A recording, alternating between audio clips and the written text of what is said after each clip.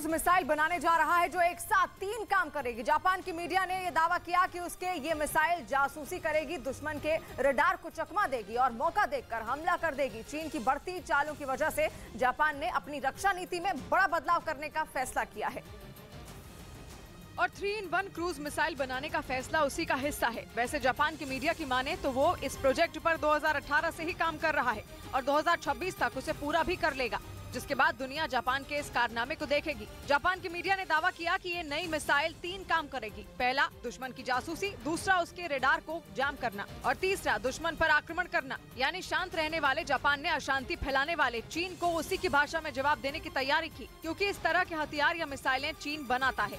चीन ने कई इलेक्ट्रोमैग्नेटिक हथियार बनाकर दुनिया को डराया भी है, क्योंकि यह हथियार दुश्मन की मिसाइलों को इलेक्ट्रोमैग्नेटिक तरंगों के इस्तेमाल से ट्रैक कर लेते हैं और उन्हें हवा में ही उड़ा देते हैं। माना जा रहा है कि इसी वजह से जापान ने चीन को ईंट का जवाब पत्थर से देने का फैसला किया और एक मिसाइल से चीन पर 3 वार करने का प्लान बना लिया। जापान अपनी सुरक्षा नीति बदल चुका है और इसमें अमेरिका उसका साथ दे रहा है। खबर है कि अपनी हवाई सीमा की सुरक्षा के लिए जापान में F-16 लड़ाकू विमानों की तैनाती शुरू कर दी, जो यूरोप से जापान भेजे जा रहे हैं। अमेरिका के F-16 जर्मनी से जापान भेजे जा रहे हैं, जो जापान में F-15 की जगह लेंगे।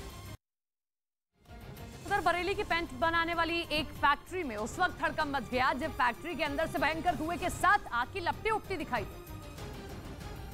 बरेली के परसा खेड़ा गांव में मौजूद एक पेंट फैक्ट्री में अचानक आग लग गई।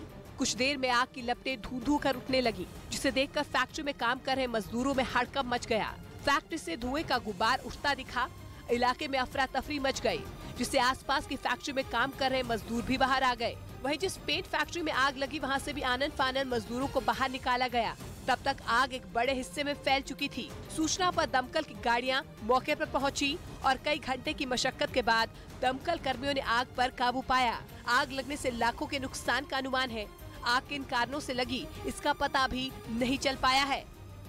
उधर भारत से बातचीत की भीख मांगने पर पाकिस्तान के प्रधानमंत्री अपने ही देश में गिर गए। शहबाज शरीफ ने एक इंटरव्यू में कहा था कि पाकिस्तान जंग नहीं चाहता, क्योंकि भारत के संग हुई 3 जंग से वो सबक सीख चुका है और उनसे हुए नुकसान का अब तक खामियाजा भुगत रहा है। शहबाज यही नहीं रुके थे, बल्कि उन्होंने भारत के आगे बातचीत प्रस्ताव भी रख दिया था।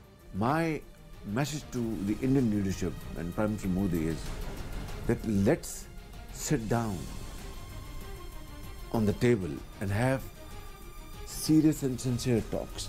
पाकिस्तान दर दर की ठोकर खा रहा है, क्योंकि उसकी सरकार के पास अपने नागरिकों को देने के लिए पेट भर अनाज तक नहीं है।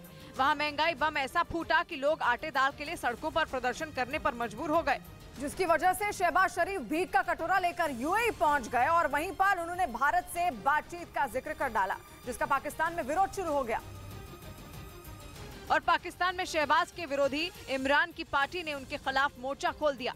पीटीआई नेताओं ने शहबाज के भारत से बातचीत की भीख मांगने को पाकिस्तान की नीति के खिलाफ बताया, जिसके बाद शहबाज का इतना विरोध हुआ कि पाकिस्तान के पीएमओ को सफाई देनी पड़ी और बयान जारी किया गया कि शहबाज की बात का गलत मतलब निकाला गया।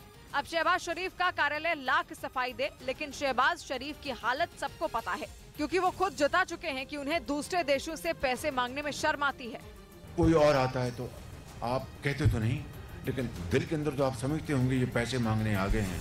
यही नहीं, पाकिस्तान का मीडिया और वहाँ के कई रक्षा विशेषज्ञों ने उन्हें भारत से करीबी बढ़ाने का सुझाव दिया, क्योंकि यूक्रेन जंग के बीच भारत ने अपनी कूटनीतिक शक्ति का सबूत दिया और रूस और अमेरिका दोनों से अच्छे रिश्ते बनाकर रखे, जिसके बाद पाकिस्तान के रक्षा विशेषज्ञों ने शहबाज शरीफ को भारत के प्रधानमंत्री से सीखने की सलाह दी।